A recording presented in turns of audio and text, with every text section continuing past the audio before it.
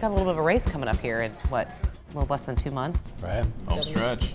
Nobody thinks that Mr. Cox has a serious chance of winning the governorship here in California. They have a sense of obligation of service. You're starting with a minimum of 60% turnout. To be able to count to address those issues. Immediately give relief to the beleaguered workers of California. The town is a mess. Look around you. Criminalizing homeless people does not. Affordable housing crisis. The working people of this state had a voice. You're right, there is an economic. Democrat Gavin Newsom and Republican John Cox will face off in November.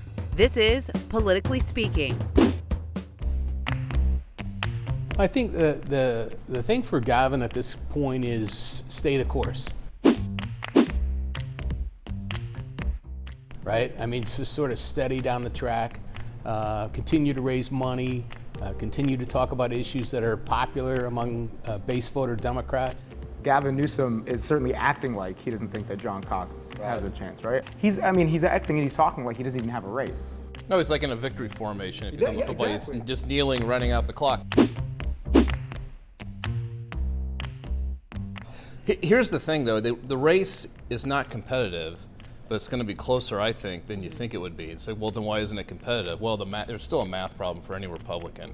And you get a Republican like Cox who just isn't known, doesn't have name ID, and he doesn't have literally the tens of millions of dollars it requires to get that name ID through advertising and talk about issues other than what people see, passing by. Okay, it's against the gas tax. They don't know anything else about him. So Gavin doesn't talk about him because he doesn't want anyone else to know about him either. So there's this new poll that came out recently by this private firm in San Francisco. PPIC always had Gavin double digits ahead of Cox, but there's this poll that came out and it has Cox within 5 points, and it seems like they're really using that, like, this is closer than it is. And remember the presidential election, and nobody thought Trump was gonna win, and he won. Right. I mean, is this essentially fool's gold? Yeah, absolutely. I scoff at 5 points. I mean, Trump, first of all, the election's about Trump. In California, Democrats are... I mean, it's about Trump everywhere. It's about Trump in Georgia, Right. It's about Trump in Florida. I mean... More so here. We feel like, Hillary beat him by 3.5 million votes. I mean, we crushed him like a bug. And I think that these down-ticket races are going to benefit from that. I think there's a certain nostalgia for the days of Democratic majorities. We've got super majorities now in the Assembly and the Senate are close, right? I think that the biggest thing to do right now is to hang this albatross around Cox's neck. Here's the thing. I disagree with Ed in that, and I think this is the mistake the Democrats are making. If it's all about Trump, they got a problem. Because what do they have to offer? In California, the Democrats are in power. They run everything. High-speed rail, costs keep going up. We have a housing crisis, and now Jerry Brown wants to launch a satellite.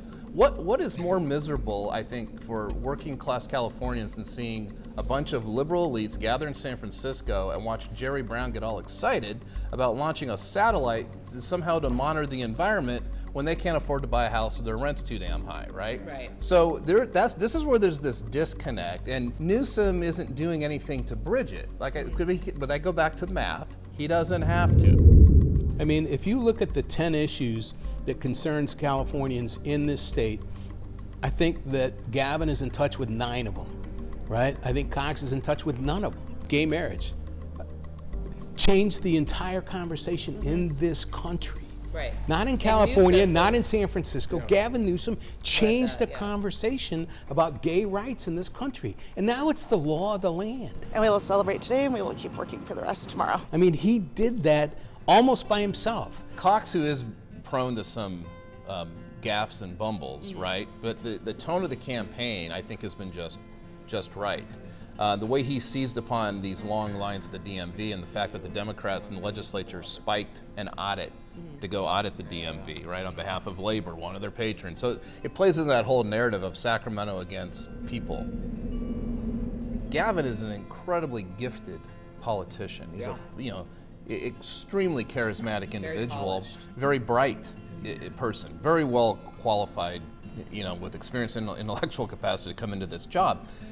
But he, authenticity is something that you have to really let down all of the handling and all of the the preconceived notions of how you're going to run things and do something authentic. And I don't think we've seen any authentic moment yet from him.